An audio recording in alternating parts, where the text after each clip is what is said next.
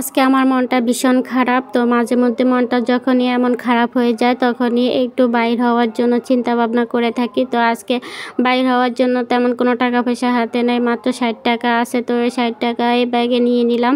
আসলে পার্সের মধ্যে আর কোনো টাকা পয়সা ছিল না, এগুলিও আমার কাছে ছিল না, ওয়ার্ড্রপের উপরে ছিল, তো সেখান থেকে নিয়ে নিলাম।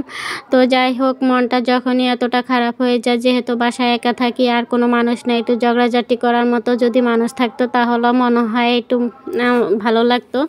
ঝগড়া করা হোক আর কথা বলার হোক, কোনো রকমের কোনো মানুষই আমার কাছে নাই। আছে ছোট ছোট দুইটা মেয়ে, তাদের সাথে আর কি কথা বলবো। ছোট মানুষদেরকে সব কথা বলা যায় না, শোনাও যায় না, কিন্তু তারা বুঝতে পারে। মাঝে মধ্যে যখনই আমার মন একটু খারাপ দেখা যায় তখনই আমার 6 বছরের মেয়ে, বড় মেয়ে, আর ছোট মেয়ে হলো 4 বছর, এখনও পূর্ণ হয় নাই। 4 বছর পূর্ণ হইতে আরও মনে হয় 2 মাস বাকি আছে। যাই হোক, সবাই দোয়া করবেন আমার বাচ্চাদের জন্য। তো আমার কথায় আছে না, মোল্লার দৌড় মসজিদ পর্যন্ত। আমার দৌড় আমার এরিয়া পর্যন্তই। আমি যখনই আমার মনটা খারাপ হয় আমি আমার আশেপাশে এই রোডগুলো দিয়ে একটু হাঁটা চলাফেরা করে থাকি। তো আস্তে ধীরে আমার মনটা যখনই ভালো হয়ে যায় আমি আস্তে বাসায় আবার ফিরে যাই। তো কিছুক্ষণ নিজে একা একা হাঁটতে বাইর হয়ে গেলাম। তো মাত্র হাতে আছে 60 টাকা। জানি না এগুলা দিয়ে কী কিনবো না কিনবো, আমি নিজেও জানি না। যদি তেমন কিছু পাই আর কিছু, 60 টাকার আর কি আর কিনা যাবে, যাই যেতটুকু কিনতে পারি সেইটুকু কিনে কেটে আবার সোজা বাসায় চলে যাব। হাঁটতে হাঁটতে আসছি, আবার হাঁটতে হাঁটতে চলে যাব।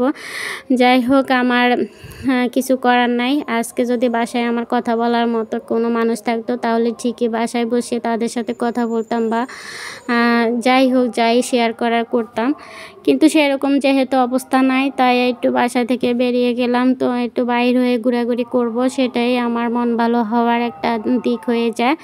তো আমি এখানে চলে আসলাম। এটা আমাদের পাশে একটা স্টেশন, এখানে রেল স্টেশন আছে। তো সেখান থেকে এখানে জমজমাট হয়ে থাকে। আজকে দেখি এই টাইমে একটু নর্মাল অবস্থায় আছে। এখানে দেখি অনেক দোকানপাট, আজকে শুক্রবার দিন তাই মনে হয় বন্ধ রয়েছে। অন্য দিন আসলে কিন্তু আরও বেশি ভিড় থাকে। যাই হোক, আমার জন্য ভালো হয়েছে। আমি যেহেতু একটু নিরিবিলি হাঁটা চলাফেরা করতে পছন্দ করি, সেই জন্যই আমার জন্য ভালো হয়েছে। এ পর্যন্ত আসার পরে এখন কিন্তু বৃষ্টি নামা শুরু হয়ে গেছে। তো আমি একটু এই সাইডে এসে মার্কেটে দাঁড়িয়েছিলাম। তো মার্কেটে দাঁড়িয়ে একটু চারদিকে একটু ভিডিও করে নিলাম আর কি। তো যাই হোক, আসলে সব সময় সবার একরকম যায় না, ভালো মন্দ সব মিলিয়ে মানুষের জীবন। এই যে আমি এখানে রেল লাইনের পাশে দেখলাম একজন মামা এখানে লাউ গাছ বিক্রি করতেছে। তো ওনার কাছ থেকে 2টা লাউ গাছ নিয়েছিলাম। ওই যে 60 টাকা নিয়ে বেরিয়ে আসছিলাম। লাউ গাছ কিনেছিলাম 20 টাকার। আর এখান থেকে বাচ্চাদের জন্য খাবার নেব, তো সেখান থেকে আমি 2টা কিনলাম। জানি ওই যে আলুর চপ নিয়েছি 2টা আর নিয়েছি পেঁয়াজও 2টা। এখান থেকে 20 টাকা নিলাম। তো আমার 40 টাকা খরচ হয়েছে। আরও 20 টাকার কিছু কিনেছিলাম, সেটা এখন দেখাবো না, বাসায় গিয়ে দেখাবো। সেটা আমি একদম পার্সে রাখি। যদিও আমার খুব পছন্দের একটা জিনিস, আমি যখনই বাইরে আসি আমি নিজের থেকে সেটা কিনি, বাসায় নিয়ে খুব মজা করে খাই, কিন্তু বাহিরে কাউকে দেখাবো না সে উদ্দেশ্যে পার্সের ভিতরে একদমই পার্সোনালভাবে রেখে দিই। যাই হোক, এই ছোটো বয়সে আমি যে জিনিসটা খাই সেটা অনেকে খায় না, সেটা অনেকে দেখলে অবাক হয়ে যায়। এই যে হাঁটতে হাঁটতে আবার বাসায় চলে আসলাম। বাসায় এসে মেয়েদের জন্য যে খাবারটা নিলাম তাদের সামনে সেটা দিয়ে দিলাম। আর আমার লাউ গাছগুলো এই যে এখানে রেখেছিলাম।